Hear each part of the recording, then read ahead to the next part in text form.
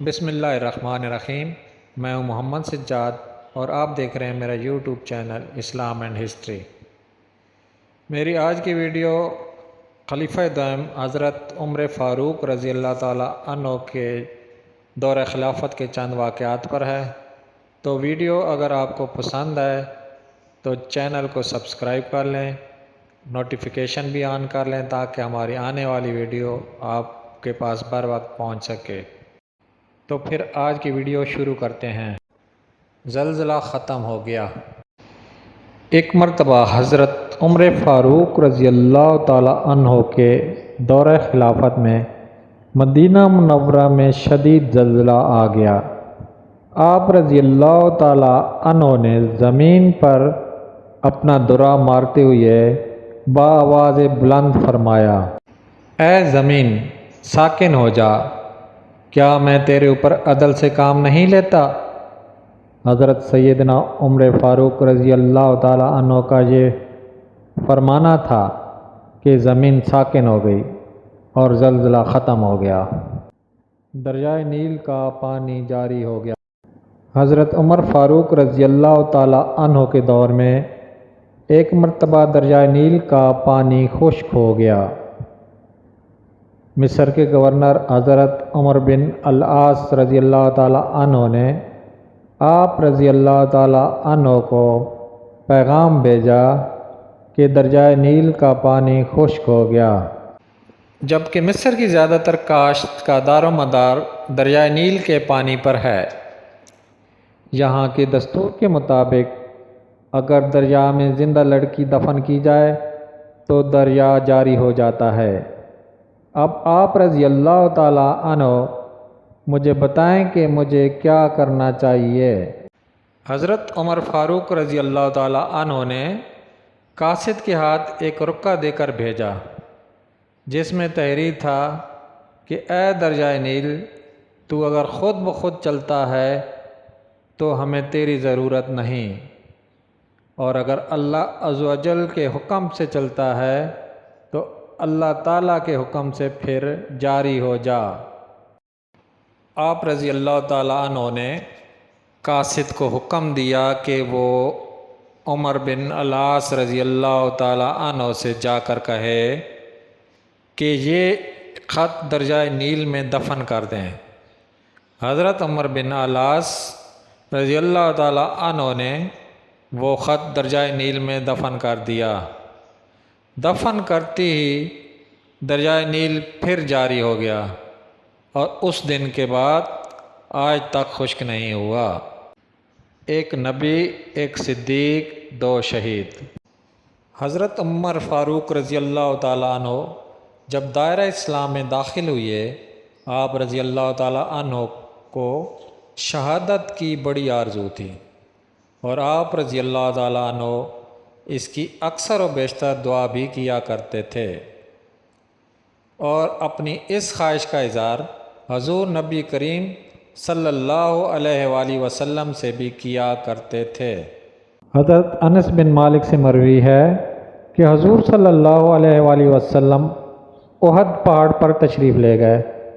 اس وقت آپ صلی اللہ علیہ وآلہ وسلم کے ہمراہ حضرت سیدنا ابو بکر صدیق رضی اللہ تعالیٰ عنہ، حضرت سیدنا عمر فاروق رضی اللہ تعالیٰ عنہ اور حضرت سیدنا عثمان غنی رضی اللہ تعالیٰ عنہ تھے۔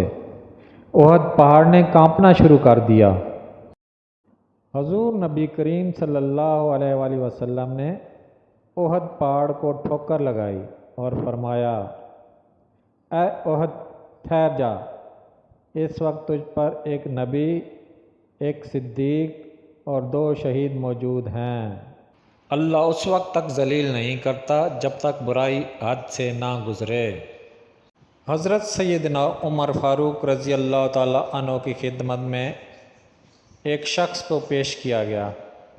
آپ رضی اللہ تعالیٰ عنہ نے تحقیق کے بعد اس شخص کا ہاتھ کاٹنے کا حکم جاری کر دیا۔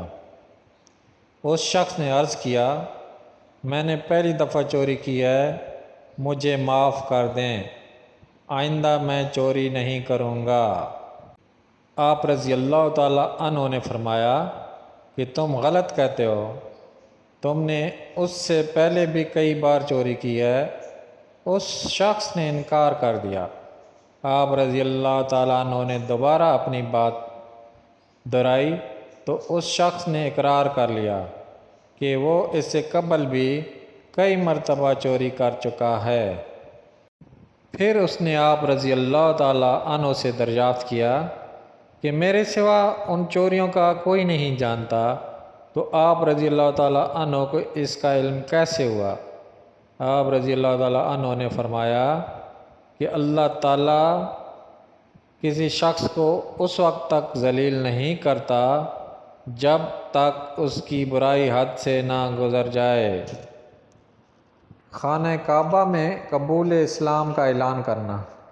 حضرت عمر فاروق رضی اللہ تعالیٰ عنہ نے اسلام قبول کرنے کے بعد حضور نبی کریم صلی اللہ علیہ وآلہ وسلم سے عرض کیا، یا رسول اللہ صلی اللہ علیہ وآلہ وسلم، جب ہمارا دین برحق ہے اور مشرکین باطل ہیں تو پھر ہم اس دین کو پوشیدہ رکھ کر کیوں عبادت کرتے ہیں؟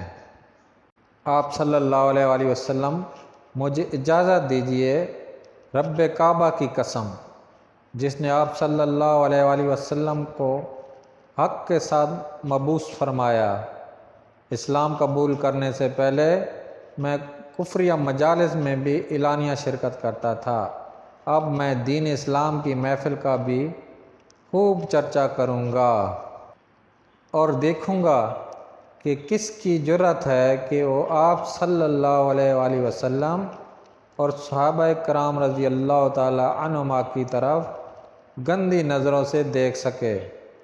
حضور کریم صلی اللہ علیہ وآلہ وسلم کی اجازت سے حضرت عمر فاروق رضی اللہ تعالی عنہ خانہ کعبہ تشریف لے گئے۔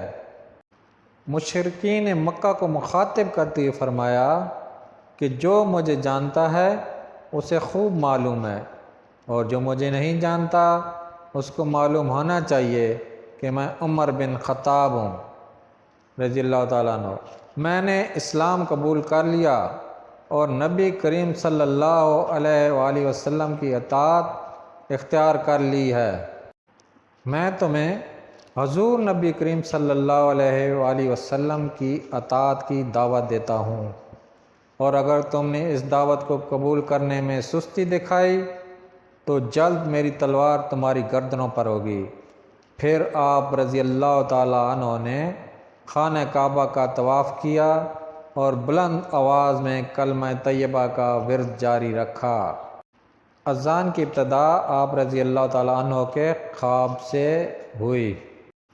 مسجد نبوی کی تعمیر کے بعد اس امر کی ضرورت پیش آئی کہ کوئی ایسی علامت مقرر کی جائے جس سے لوگوں کو نماز کے وقت کا پتہ چل جائے۔ چنانچہ ایک تجویز حضور صلی اللہ علیہ وآلہ وسلم کو یہ دی گئی کہ نماز سے پہلے بگل بجائے جائے، مگر حضور صلی اللہ علیہ وآلہ وسلم نے اس طریقے سے انکار کر دیا کیونکہ یہ طریقہ یہود کا تھا۔ ایک تجویز یہ دی گئی کہ آگ جلائی جائے جس سے پتہ چل جائے کہ نماز کا وقت ہو گیا ہے۔ حضور نبی کریم صلی اللہ علیہ وآلہ وسلم نے اس تجویز کو بھی رد کر دیا کیونکہ یہ مجوسیوں کا طریقہ تھا۔ ایک تجویز یہ دی گئی کہ ناقوس بجا کر اعلان کیا جائے، مگر حضور نبی کریم صلی اللہ علیہ وآلہ وسلم نے یہ طریقہ بھی رد کر دیا کیونکہ ناقوس بجانے کا طریقہ عیسائیوں کی عبادت گاہوں میں رائج تھا۔ سیدنا عمر فاروق رضی اللہ تعالیٰ عنہ بھی اس محفل میں موجود تھے۔ آپ رضی اللہ تعالیٰ عنہ نے حضور صلی اللہ علیہ وسلم کو اپنے خواب سے آگاہ کیا کہ آپ رضی اللہ تعالیٰ عنہ نے گزشتہ رات خواب میں کسی کو کہتے سنا کہ نماز کے لیے اذان کہو۔ حضرت عبداللہ بن زید رضی اللہ تعالیٰ عنہ نے حضرت عمر فاروق رضی اللہ تعالیٰ عنہ کے خواب کے بعد اپنے خواب کا ذکر کیا جس میں انہوں نے ایک شخص کو دیکھا جس نے 2 سبز چادریں پہن رکھی تھیں، اور اس نے ان کو اذان کے کلمات سکھائے۔ حضور نبی کریم صلی اللہ علیہ وسلم نے اس تجویز کو پسند کیا اور حضرت عبداللہ بن زید رضی اللہ تعالیٰ عنہ کو حکم دیا کہ وہ اذان کے کلمات حضرت سیدنا بلال رضی اللہ تعالیٰ عنہ کو سکھائیں۔ حضرت سیدنا بلال رضی اللہ تعالیٰ عنہ نے حضرت عبداللہ بن زید رضی اللہ تعالیٰ عنہ سے اذان کے کلمات سیکھنے کے بعد پہلی مرتبہ اذان دی، اور یوں نماز سے پہلے باقاعدہ اذان دینے کا طریقہ رائج ہوا۔ حضرت عمر فاروق رضی اللہ تعالیٰ عنہ نے اذان کی آواز سن کر حضور صلی اللہ علیہ وآلہ وسلم سے عرض کیا، یا رسول اللہ صلی اللہ علیہ وآلہ وسلم، یہ وہی کلمات ہیں جو مجھے خواب میں سنائی دیے تھے، اور انہوں نے حضرت عبداللہ بن زید کے بتائے ہوئے کلمات کی تصدیق کی۔ حضور نبی کریم صلی اللہ علیہ وسلم نے حضرت عمر فاروق رضی اللہ تعالیٰ عنہ کی بات سن کر اللہ تعالیٰ کا شکر ادا کیا، اور آپ صلی اللہ علیہ وآلہ وسلم نے فرمایا، مجھے وحی کے ذریعے پہلے ہی کلمات بتا دیے گئے تھے، مگر میں نے اس کی تصدیق اپنے صحابہ کرام رضی اللہ تعالیٰ عنہما سے چاہتا تھا۔